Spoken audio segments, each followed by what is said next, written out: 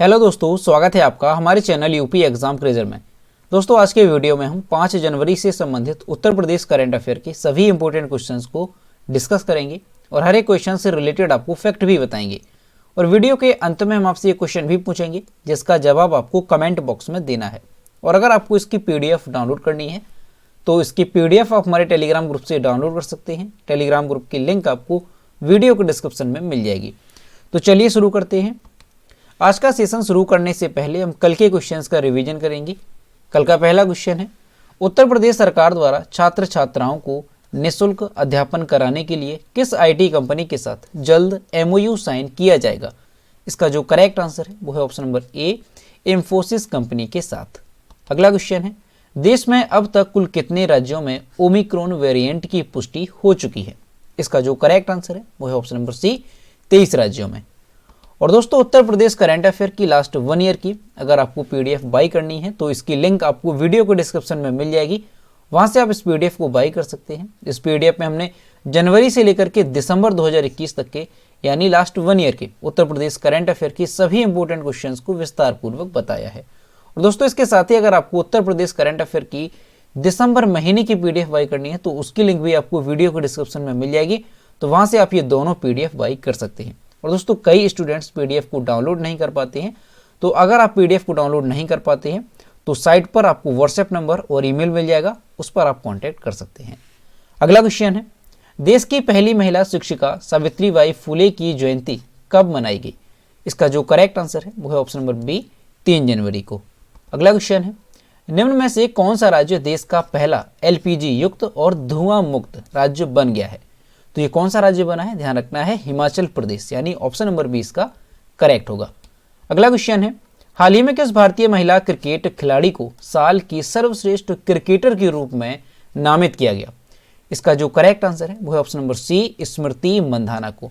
और यहाँ पर आप इमेज में देख सकते हैं, यह क्रिकेटर स्मृति मंधाना।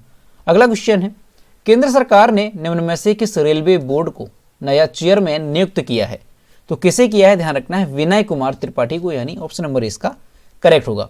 अगला क्वेश्चन है, इनमें से किस देश ने हाल ही में विश्व रोबोटिक्स नवाचार का केंद्र बनने के लिए 5 वर्षीय योजना शुरू की है? इसका जो करेक्ट आंसर है वो है ऑप्शन नंबर सी, चीन ने। अगला क्वेश्चन है, राजनीतिक गतिरोध के चलते निम्न में से किस देश के प्रधानमंत्री अब्दुल्ला हमदोक ने अपने पद से इस्तीफा दे दिया है?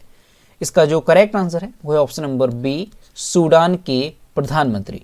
अगला क्वेश्चन है, किस देश के क्रिकेट टीम के दिग्गज ऑलराउंडर मोहम्मद हफीज ने अंतर्राष्ट्रीय क्रिकेट से संन्यास की घोषणा कर दी है? तो ये जो मोहम्मद हफीज है ये किस देश के खिलाड़ी हैं? ध्यान रखना, ये पाकिस्तान के खिलाड़ी है, यानी इस क्वेश्चन का ए ऑप्शन करेक्ट होगा। तो दोस्तों, ये थे कल के क्वेश्चंस जिसका हमने रिवीजन किया। अब हम शुरू करते हैं आज का सेशन। आज का पहला क्वेश्चन है, हाल ही में उत्तर प्रदेश राज्य सरकार ने परिवहन निगम का अध्यक्ष किसे नियुक्त किया? इसका जो करेक्ट आंसर है वो है option number B, Rajendra Kumar Tiwari को। राजेंद्र कुमार तिवारी को अब राज्य सरकार ने परिवहन निगम का अध्यक्ष नियुक्त किया है। वहीं इस पद पर तैनात इफ्तिखारुद्दीन को वेटिंग में रखा गया है। असल में पिछले कुछ दिनों वह दूसरे धर्मों के खिलाफ विवादित बयान देने और धर्मांतरण के मामले में विवादों में फंस गए थे। तो दोस्तों, आपको ध्यान रखना है कि उत्तर प्रदेश सरकार ने राज्य परिवहन निगम का अध्यक्ष किसे नियुक्त किया? तो राजेंद्र कुमार तिवारी को। और इस पद पर पहले कौन थे? तो इस पद पर पहले थे इफ्तिखारुद्दीन, जो कि अभी इन्हें जो है इस पद से हटा दिया गया है।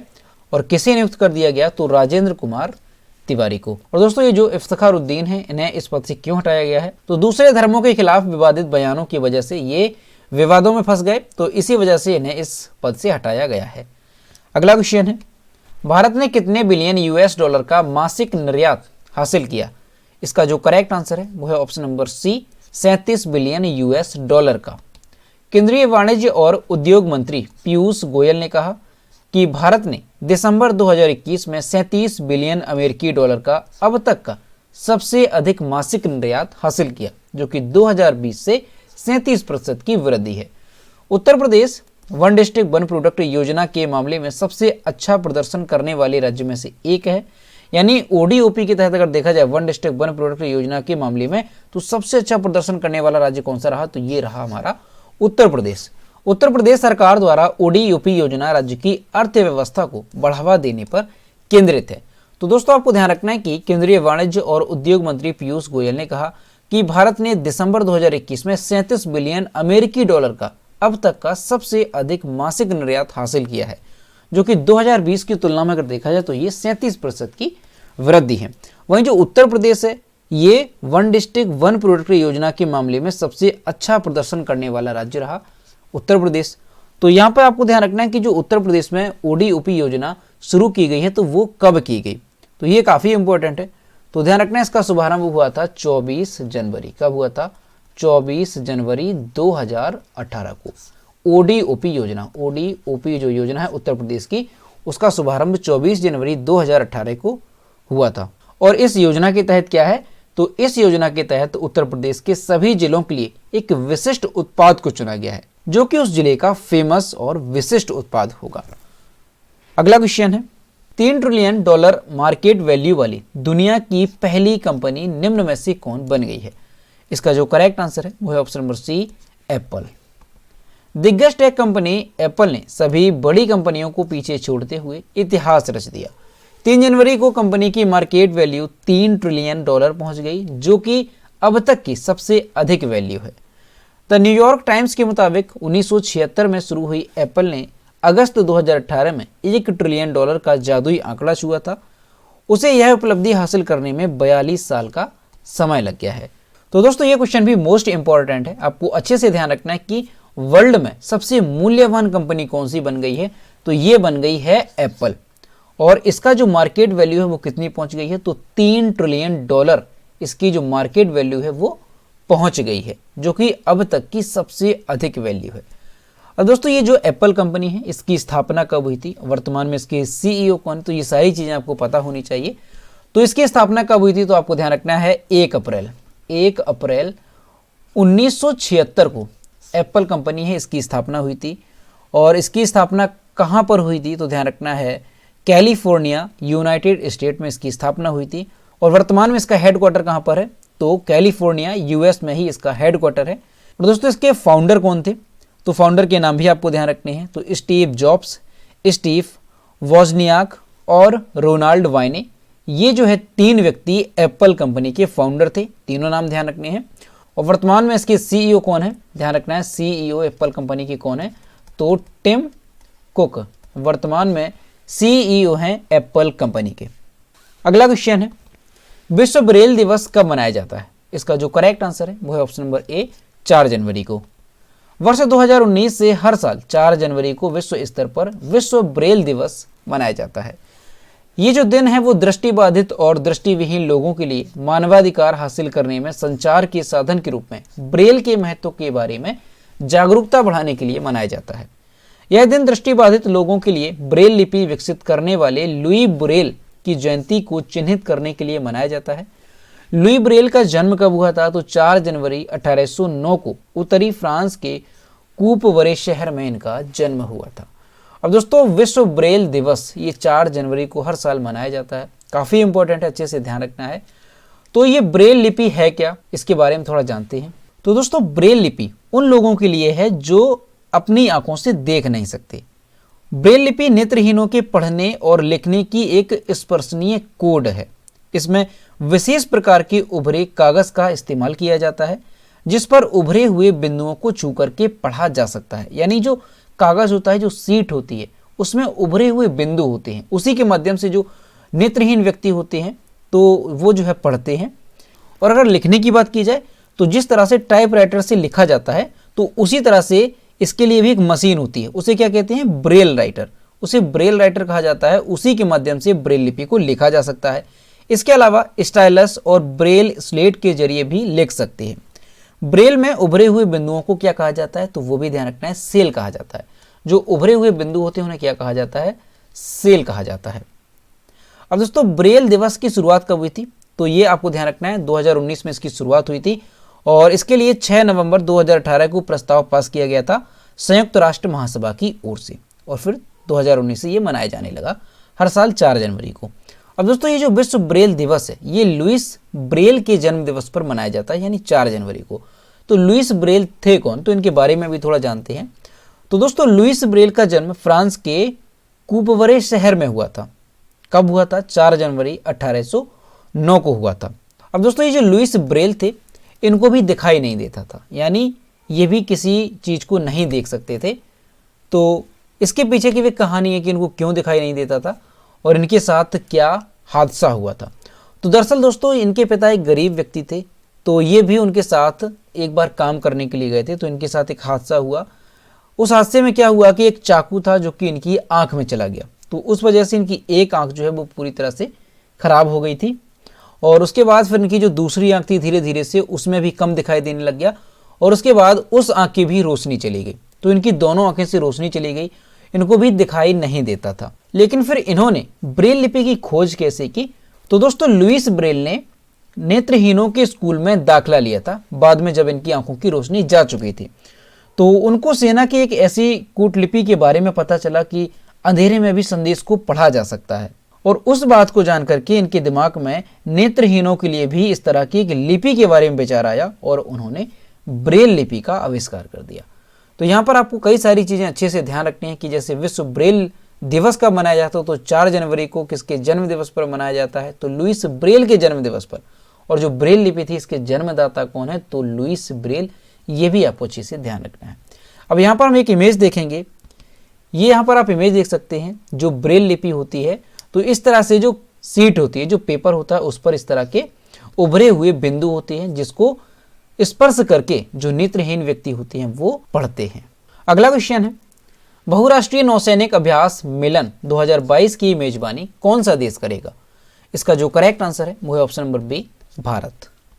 भारत ने 25 फरवरी 2022 से निर्धारित विशाखापत्तनम में बहुराष्ट्रीय नौसैनिक अभ्यास मिलन में भाग लेने के लिए कुल 46 मित्र देशों को आमंत्रित किया। अभ्यास मिलन के इस 11वें संस्करण का विषय सौहार्द, सामंजस्य और सहयोग है। यह अभ्यास 1995 में शुरू किया गया था और द्विवार्षिक रूप से आयोजित किया गया था और अनुकूल नौसेनाओं के साथ आयोजित किया गया था। तो दोस्तों आपको ध्यान रखना है कि जो मिलन अभ्यास है, नौसैनिक अभ्यास, इसकी मेजबानी कौन सा देश करेगा? तो हमारा देश भारत इस अभ्यास की मेजबानी करेगा और भारत ने कुल 46 मित्र देशों को इस अभ्यास के लिए आमंत्रित किया है। अब दोस्तों इनमें से जो प्रमुख देश हैं वो कौन कौन से हैं, तो आपको ध्यान रखने हैं। तो इनमें से रूस है, संयुक्त राज्य America, United kingdom, Australia, Israel, Iran, France, Japan, दक्षिण कोरिया, वियतनाम, बांग्लादेश, ब्राजील, संयुक्त अरब अमीरात। तो ये सारे वो देश हैं जिन्हें भारत ने आमंत्रित किया है। अगला क्वेश्चन है, केंद्रीय शिक्षा मंत्री धर्मेंद्र प्रधान ने हाल ही में कितने दिवसीय पढ़े भारत अभियान की शुरुआत की? इसका जो करेक्ट आंसर है वो है ऑप्शन नंबर डी, 100 दिवसीय। केंद्रीय शिक्षा मंत्री धर्मेंद्र प्रधान ने हाल ही में 100 दिवसीय पठन अभियान पढ़े भारत अभियान की शुरुआत की है, जिसमें छात्रों के सीखने के स्तर में सुधार के लिए शुरू किया गया है। यह अभियान बच्चों को उनके परिवेश और वास्तविक जीवन की स्थिति से संबंधित करने में मदद करेगा। इस अभियान में कक्षा 8 तक पढ़ने वाले बच्चों को शामिल किया जाएगा। तो दोस्तों आपको ध्यान रखना है, काफ़ी इंपॉर्टेंट है कि जो पढ़े भारत अभियान है इसकी शुरुआत किसने की है? तो धर्मेंद्र प्रधान जो कि केंद्रीय शिक्षा मंत्री हैं, उन्होंने इस अभियान की शुरुआत की है। और ये जो अभियान होगा वो 100 दिवसीय अभियान होगा, यानी 100 दिनों का ये अभियान होगा। और इसका उद्देश्य क्या है? तो इसका उद्देश्य है कि छात्रों के सीखने में स्तर में सुधार लाया जाए, ये इसका उद्देश्य होगा। अगला क्वेश्चन है, भारतीय टीम के किस खिलाड़ी को हाल ही में भारत का 34वां टेस्ट कप्तान बनाया गया? इसका जो करेक्ट आंसर है वो है option number C, KL Rahul को। भारत और दक्षिण अफ्रीका में होने वाले टेस्ट मैच के लिए केएल राहुल को कप्तान बनाया गया। वो भारत की तरफ से कप्तानी करने वाले 34वें खिलाड़ी हैं। वे वर्ष 1990 में मोहम्मद अजहरुद्दीन के बाद पहले भारतीय कप्तान हैं जिन्होंने सीमित ओवर क्रिकेट में टीम की कमान संभालने से पहले ही टेस्ट में नेतृत्व किया है। तो दोस्तों आपको ध्यान रखना है कि भारत और दक्षिण अफ्रीका में होने वाले टेस्ट मैच के लिए किस खिलाड़ी को कप्तान बनाया गया है? तो ध्यान रखना है केएल राहुल को। और ये भारत की तरफ से कप्तानी करने वाले 34वें खिलाड़ी हैं, तो ये भी आपको ध्यान रखना है। अगला क्वेश्चन है, हाल ही में कोविड-19 के एक नए वेरिएंट IHU की पहचान किस देश में की गई है? इसका जो करेक्ट आंसर है वो है ऑप्शन नंबर ए, फ्रांस में। फ्रांस में वैज्ञानिकों और विशेषज्ञों ने कथित तौर पर कोविड-19 के एक नए वेरिएंट की खोज की है। क्या नाम है उसका? IHU। नए वेरिएंट को ओमिक्रॉन की तुलना में अधिक उत्परिवर्तित तनाव कहा जाता है। दोस्तों ये जो IHU है वेरिएंट, इसका नाम क्या है? तो B.1.640.2 या IHU। ये जो वेरिएंट है ये सबसे पहले संस्थान IHU मेडिटेरेनियन इन्फेक्शन में शिक्षाविदों द्वारा पहचाना गया था और इसमें 40 उत्परिवर्तन शामिल हैं जो कि ओमिक्रॉन से अधिक हैं। विशेषज्ञों ने कहा कि IHU वेरिएंट वैक्सीन और संक्रमण को लेकर ज्यादा प्रतिरोधी है। यही नहीं, इस IHU वेरिएंट के कम से कम 12 मामले मार्सेल्लेस के पास दर्ज किए गए। यहां से लोग अफ्रीका के कैमरून गए थे।